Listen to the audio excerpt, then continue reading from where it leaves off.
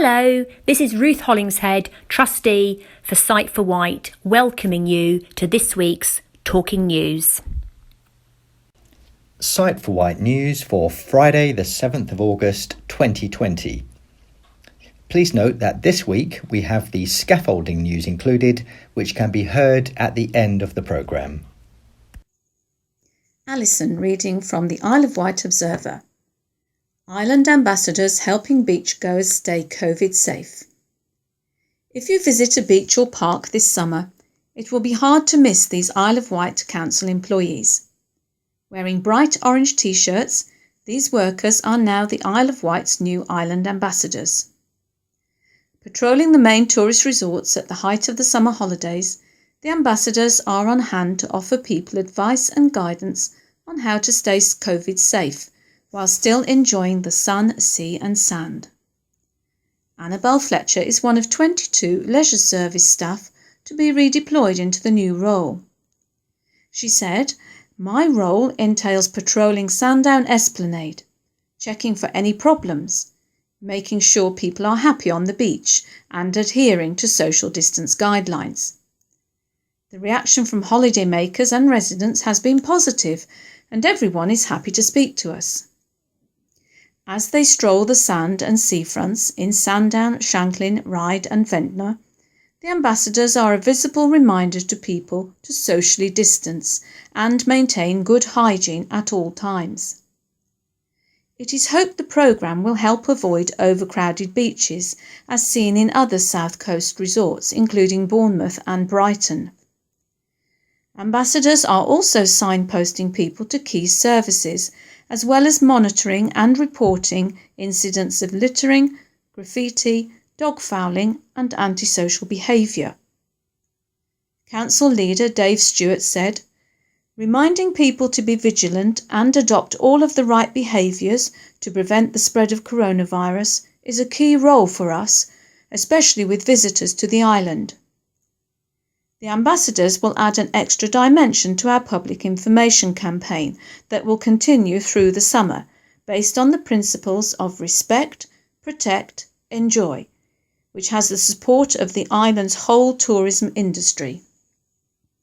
Will Miles, Managing Director of Visit Isle of Wight, said, "It's great to see this Island Ambassador initiative to help, advise and assist our visitors and island residents alike to feel that increased level of confidence and to mirror the Visit England national message that here on the Isle of Wight, we're good to go." This is Howard reading an article from the Isle of Wight County Press regarding new face mask rules. Face masks or coverings will be required in more locations across England from this Saturday when new government rules come into force. Currently, coverings or masks are already mandatory in places such as shops, shopping centres and banks, plus public transport and at indoor bus or rail stations. But from Saturday, August 8th, face coverings will be required in a variety of other indoor settings. From Saturday, August 8th, face coverings will be mandatory in the following locations: auction houses, bingo halls, cinemas, community centres, concert halls, funeral directors, indoor entertainment venues, that's amusement arcades, fun fairs, adventure activities, laser quest, go-karting, escape rooms, heritage sites, etc., libraries and public reading rooms, massage centres, museums, galleries, aquariums, indoor zoos or visitor farms, or other indoor tourist, heritage or cultural sites, nail, beauty, hair salons and barbers, other than where necessary to remove for treatments, places of worship, premises providing professional, legal or financial services, public areas in hotels and hostels, social clubs, storage and distribution facilities, tattoo and piercing parlours, theatres, veterinary services. This is in addition to a number of existing places where coverings are mandatory across England.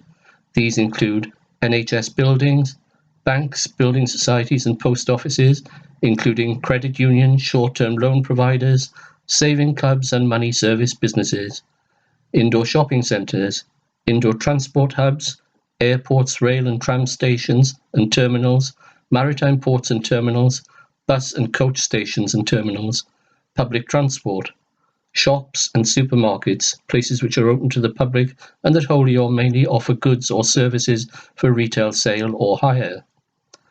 There are a number of people who are exempt from having to wear a face mask or covering.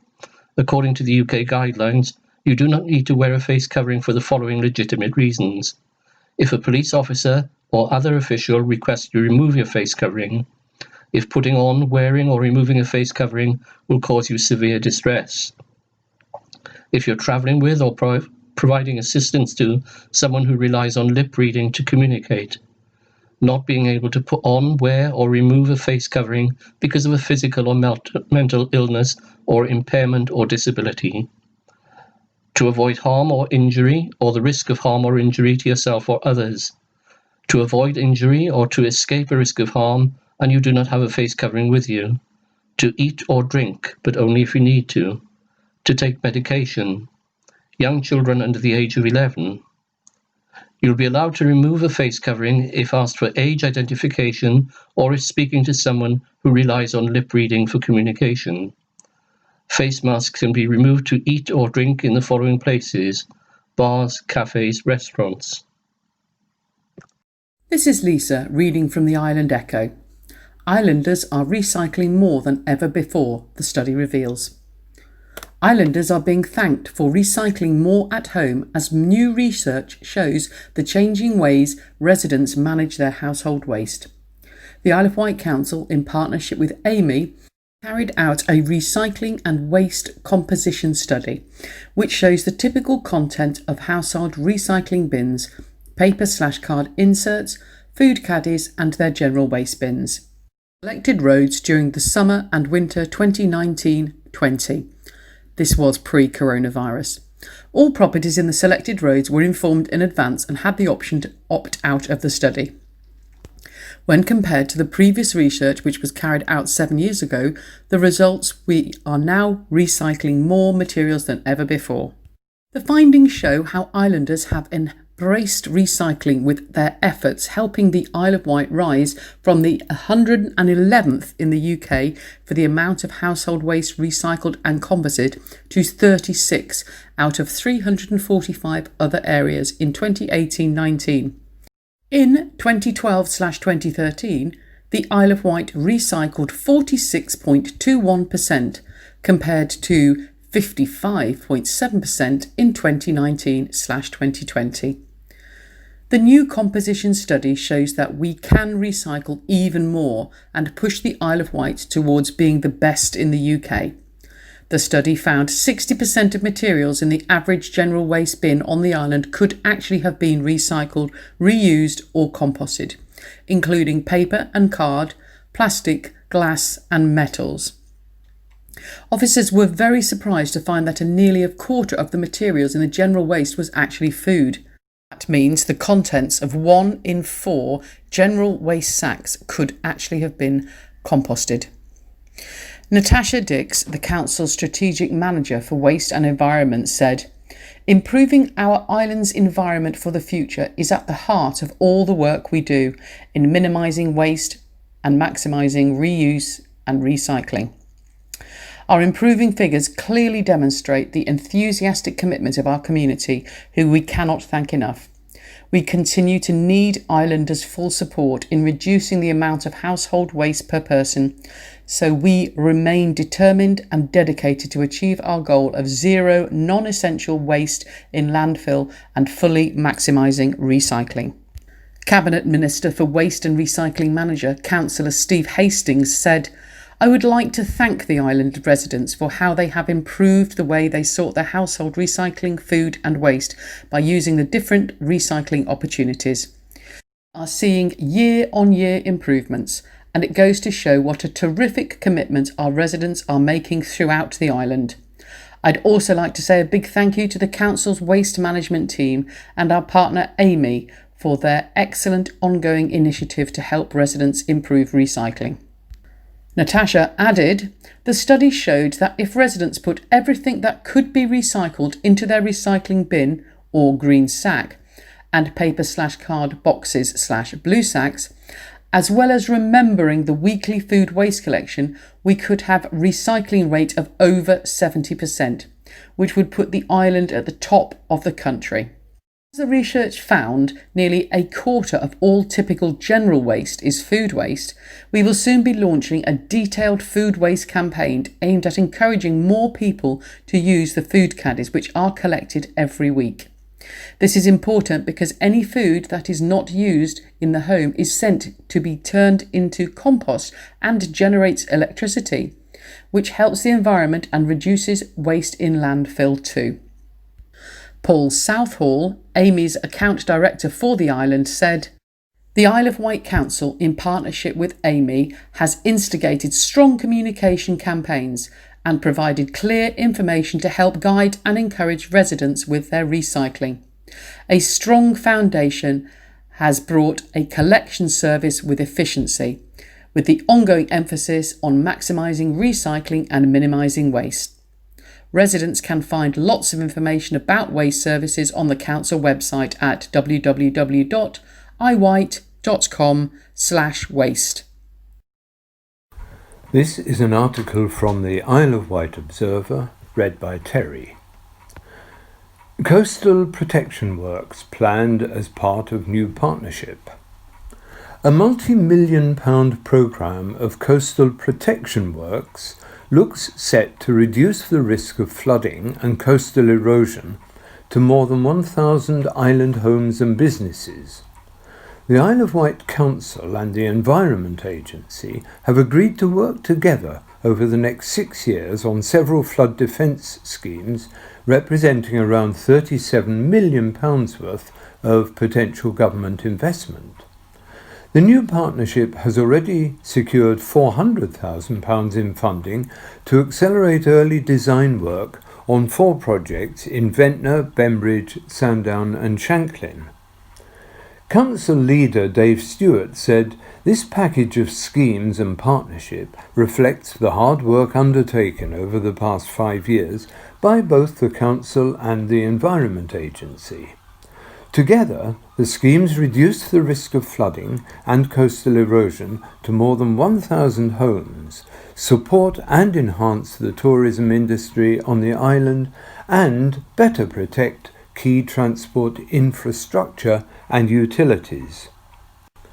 The programme includes coastal defence works and stabilisation measures in Ventnor, the refurbishment of the sea wall between Yaverland and Sandown, repairs to the sea wall at the southern end of Shanklin Esplanade, and repair work to Embankment Road, Bembridge. Nick Gray, Area Flood and Coastal Risk Manager from the Environment Agency, said the schemes represent an investment of £37 million from central government.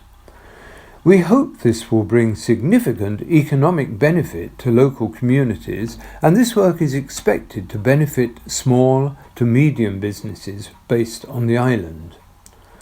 The Environment Agency, working in partnership with the Council, recently secured a further £500,000 in government funding to better protect homes and businesses in East Cowes from tidal flooding. The scheme, once fully approved, will bring increased flood protection to property and public areas of the town, better protecting families and businesses which have experienced flooding in the past and are aware of the destruction it can bring. A series of measures will be employed, including a 350-metre-long temporary flood barrier, pumps, and individual property flood resilience measures, such as flood-proof doors, self-sealing air bricks, and waterproofing of brickwork. The scheme also supports the Council's recent £1.3 million acquisition of Venture Quays on East Cowes waterfront in a bid to protect jobs and the wider regeneration of the town. This is Chris reading an article from the Isle of Wight County Press. Young people on the Isle of Wight will be able to access creative opportunities thanks to a new platform created by the team at Ventnor Exchange. Young people aged 14 to 25 can sign up to Brave Island to learn new skills, get free tickets, and even apply for paid jobs. Brave Island aims to provide more opportunities for young people living on the island who are interested in the arts and creative industries. It's a new type of online platform with regular posts each week listing new opportunities to get involved. It is free to take part, and each opportunity can be signed up on an optional basis. There will be social activities, opportunities to learn new skills, competitions, funds to apply for money to make ideas happen, paid commissions, free tickets to events, and opportunities to perform or publish. The scheme will run as a pilot for the next 8 months. The team behind Brave Island were teenagers themselves when they started the successful Ventnor Fringe and Ventnor Exchange. Sign up at braveisland.uk. This is Sue reading an article from On the Wight. Isle of Wight libraries open their doors again from next week. For a few weeks now, library customers have been able to visit their local council-run library to return books, collect books they have reserved, and to pick up book selections they have requested through the Order and Collect service. Now the council is opening the library doors to customers after making changes to ensure that library visiting is as COVID-19 safe as possible, both for staff and customers. Rob Jones, Library Service Manager, said, "We are looking forward to welcoming back island residents into our libraries once again. Libraries may feel a little different to before, but we have worked hard to make sure your visit is as safe and comfortable as possible." Books borrowed before lockdown have all had their due back date extended until the 1st of September, so there's no need to rush back now if you have books that are due to return. Cowes, Lord Louis, Ryde, Sandown and Ventnor libraries will open their doors to customers for book borrowing during week beginning the 10th of August, while Freshwater Library will do so a week later from Tuesday the 18th of August. Not all services. Some services are not yet fully returned to normal. For example, public computers will not be available for the first couple of weeks, but Wi-Fi will be available for library users to browse the internet on their own devices in libraries. The layout of the libraries may be noticeably different to allow safer access to books and computers, and enable, where appropriate, 2-metre social distancing. There will be a limit to the number of customers allowed in each library at any time, and this will differ for each library according to the size and layout of the building. Clearly marked areas indicate where customers can queue safely to enter the library. Contact information. All people entering the library will be asked to provide NHS test and trace contact information and must wear a face covering. Hand sanitizer will be provided from a wall-mounted dispenser, and all people entering the library will be required to use this as they enter the building. Customer time in the library will be limited to 15 minutes for grab and go, book borrowing, and 30 minutes pre-booked computer or Wi-Fi use, to ensure that everyone gets a chance to use the library throughout the day. Library opening times. Cowes Library, 10 a.m. to 12 p.m, 2 p.m. to 4 p.m, Monday, Tuesday and Friday. Freshwater Library, 10 a.m. to 12 p.m, 2 p.m. to 4 p.m. That's Tuesdays, Wednesdays and Fridays from the 18th of August. Newport Library, 10 a.m. to 12 p.m, 2 p.m. to 4 p.m, Monday, Tuesday, Wednesday, Thursday and Friday. Ryde Library, 10 a.m. to 12 p.m, 2 p.m. to 4 p.m, Monday, Tuesday, Wednesday and Friday.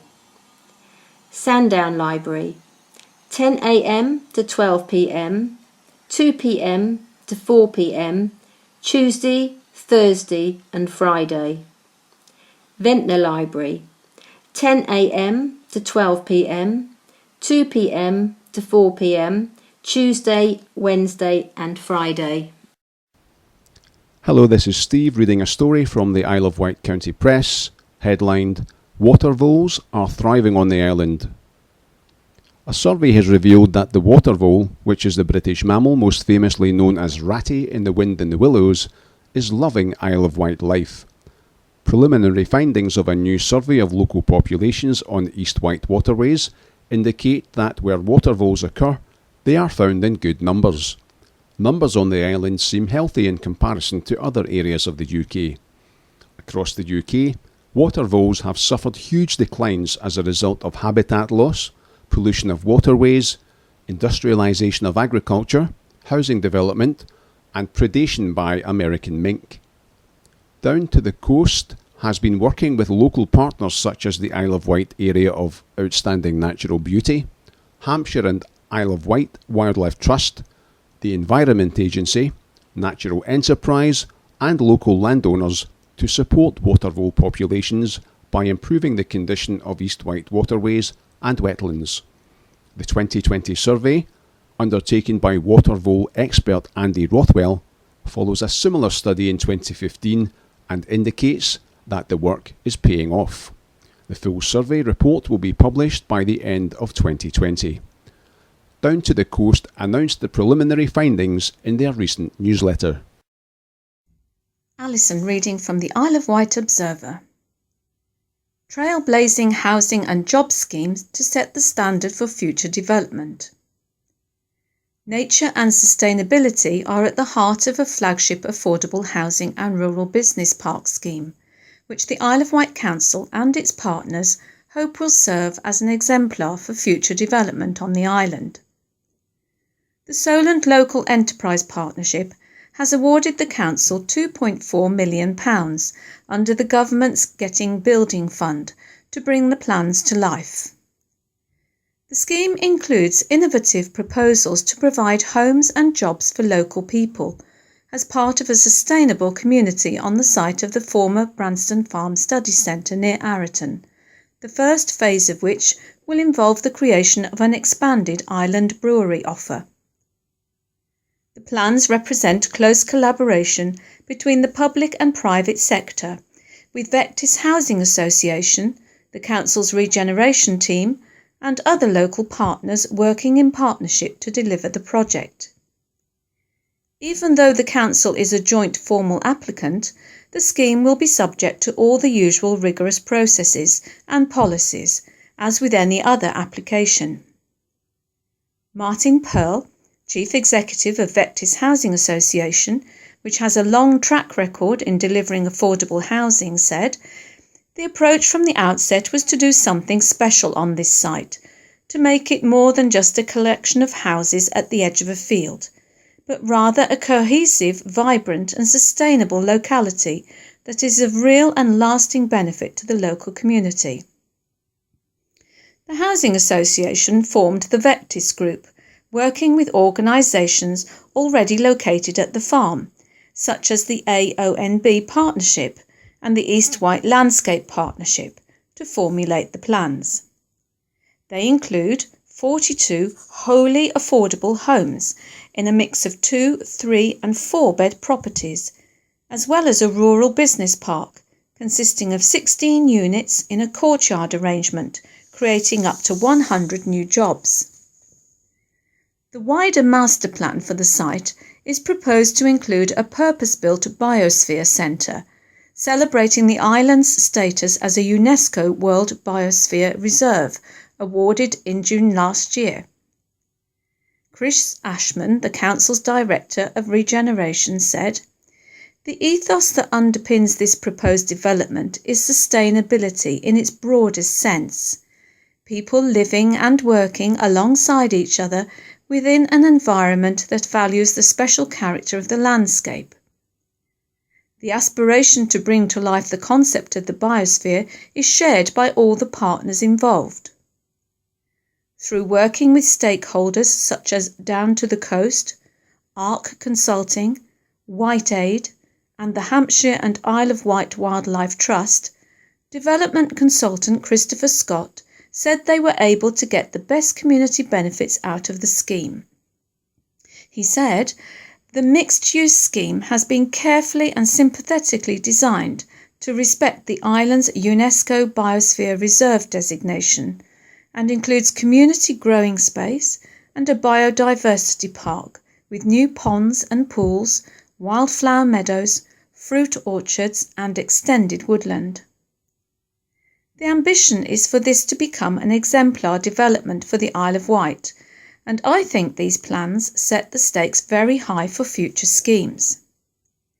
This will be a development where business meets the biosphere and where local housing is provided for local people, all set in a sustainable and green environment where well-being and healthy living are at its core.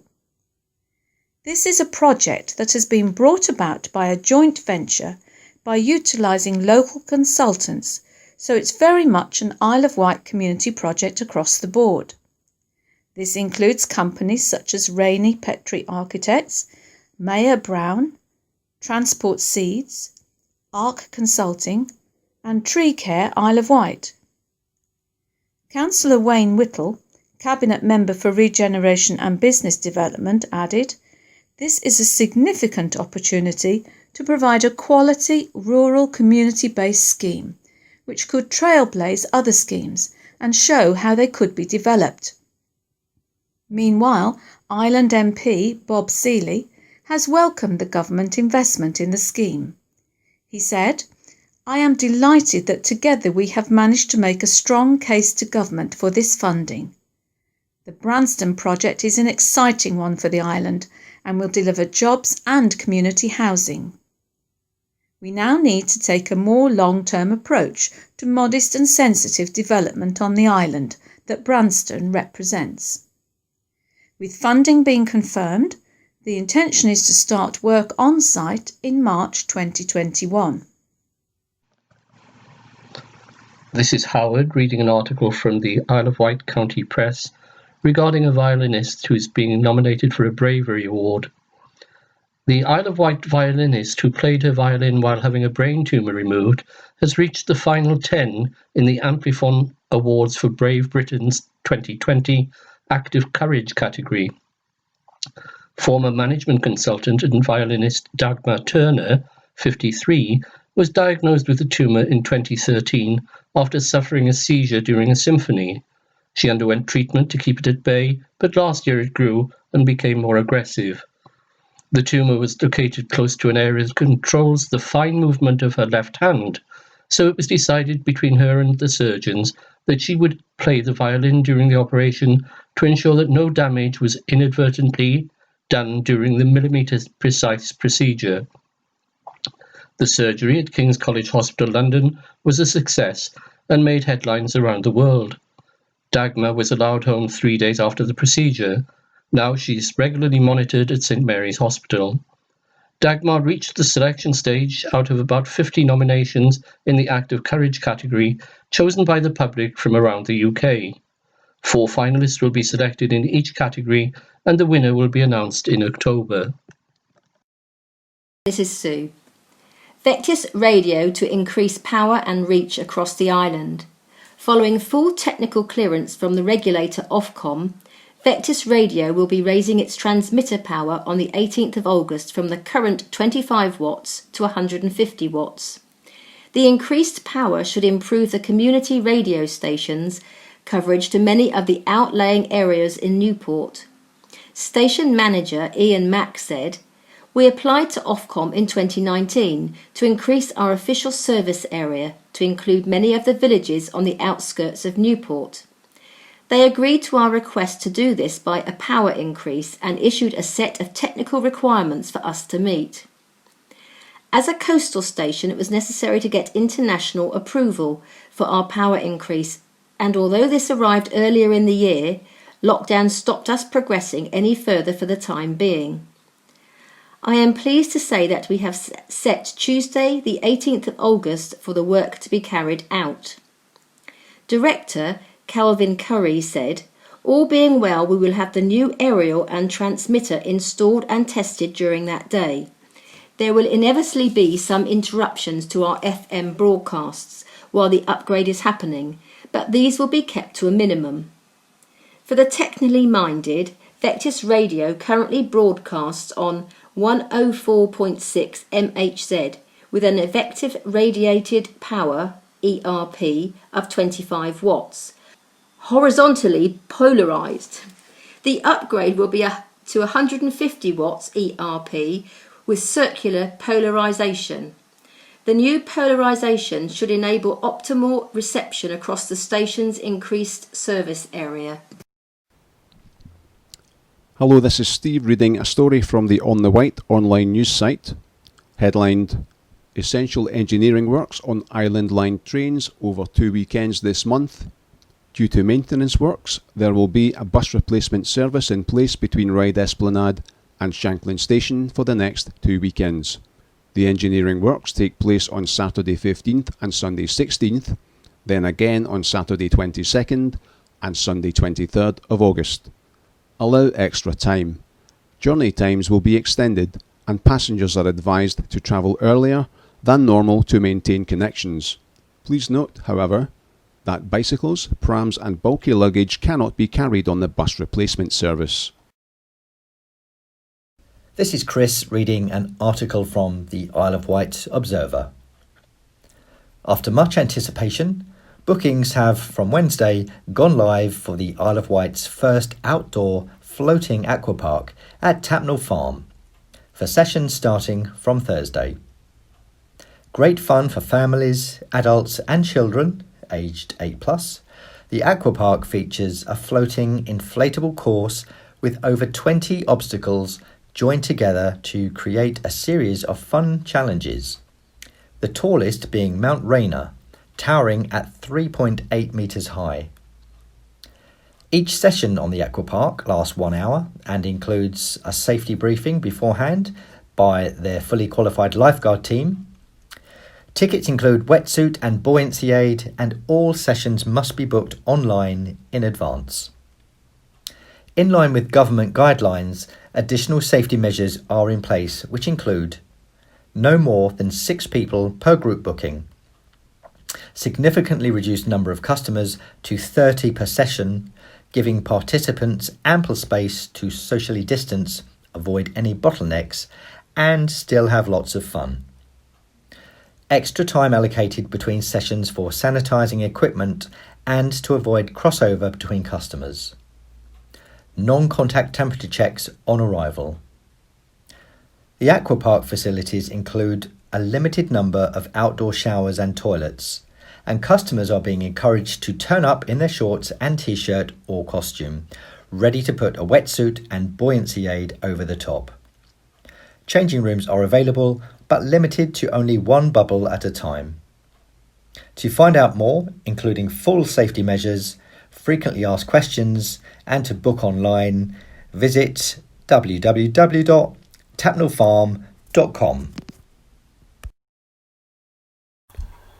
This is an article from the Isle of Wight Observer, read by Terry.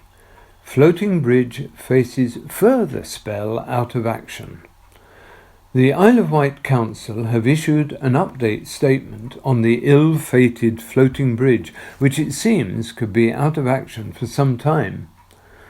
A council statement said the floating bridge was taken out of service in July for scheduled maintenance, which had been delayed in order to provide an essential link to mainland ferry services during the height of the COVID pandemic. Unfortunately, whilst undergoing tests prior to returning to service, a major fault with the hydraulic system has been identified. The shipbuilders and their approved contractors have investigated this and advised the council that the vessel cannot currently return to service as originally planned. Once the system fault and the required replacement parts have been identified, The aim will be to return the service as quickly and safely as possible. A further update on the likely timescales for the return of the service will be issued by the end of the week. Please note the launch service for foot passengers will continue to operate from 5 a.m. to 11 p.m. except Sunday when the times are 6:30 a.m. to 11 p.m. The Isle of Wight Council apologises for any inconvenience caused by this ongoing disruption to the service. This is Lisa, CEO of Sight for Wight. With the weather producing some beautiful sunny days this week, we hope you've been able to enjoy them out and about. This said, the government have announced some very conflicting and ever-changing advice. For example, you may have heard that the over 50s will be required to stay home once the children return to school. Just to confirm, this has now been reversed and the government are no longer looking at this as a plan. We are still hoping that come September we will be able to look further into opening activities at Millbrook, but just to reiterate, this is all subject to government guidance. Our shop, Dress for Less, is open at 114 St James's Street, Newport. Back in April, we put out a competition to all Isle of Wight designers from school age upwards to design a new logo for the shop. We asked the designers that the logo reflected the quality but low price of the clothes that we sold and the work that Sight for Wight did. We received lots of entries and have now been through them and shortlisted them. The judges for the competition are island-based international firm Rapa Nui. With 6 finalists to show them, the judging should take place within the next 2 weeks and we will be able to announce the winner. Best of luck to anyone who entered the competition. We have just sent our August 2020 newsletter to the printers for production and sending out next week. The newsletter is of a new style and we have gone out to members and volunteers alike asking for their stories, hints and tips that we may pass on to other members. We have reduced the length of the newsletter so that we may increase its frequency to keep it current and up to date.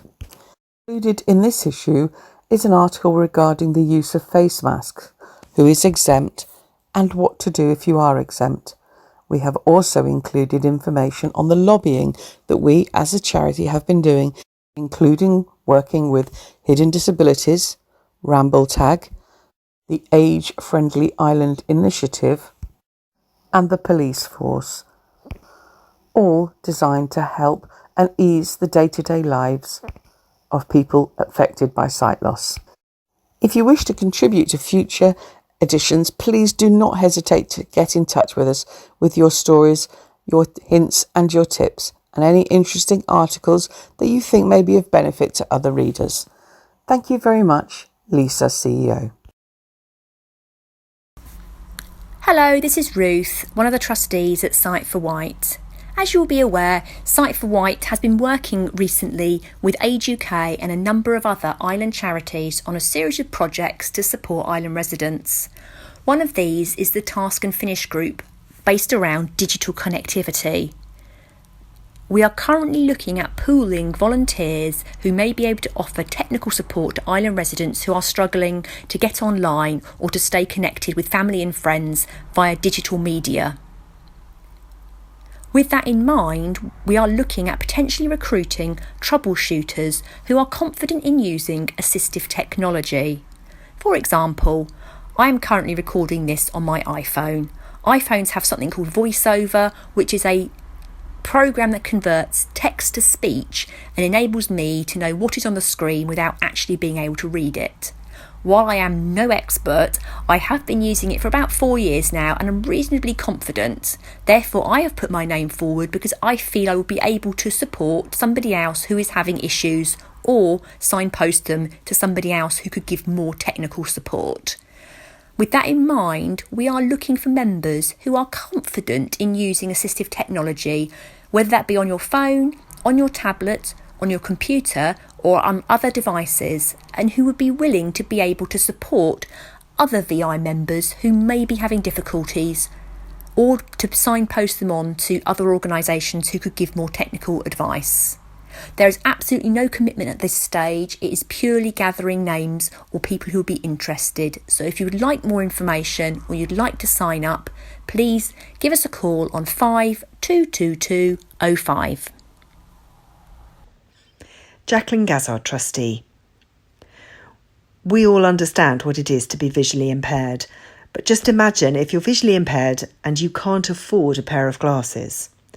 There's a service on the Isle of Wight run by Elaine at the Rutherford's Opticians in Lake, and she will repurpose your old pairs of glasses and make sure that people on very low incomes or homeless are able to have the glasses they need. So if you've got old pairs of glasses hanging around, please bag them up and drop them into any of the Rutherford's Opticians around the Isle of Wight. Mark them for the attention of Elaine, and she will make sure they get to those who need them. Thank you. Hello, this is Lisa with the final article for today's Talking News.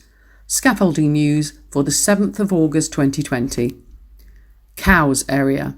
116B High Street cows. Number 9 and number 11 Medina Road cows.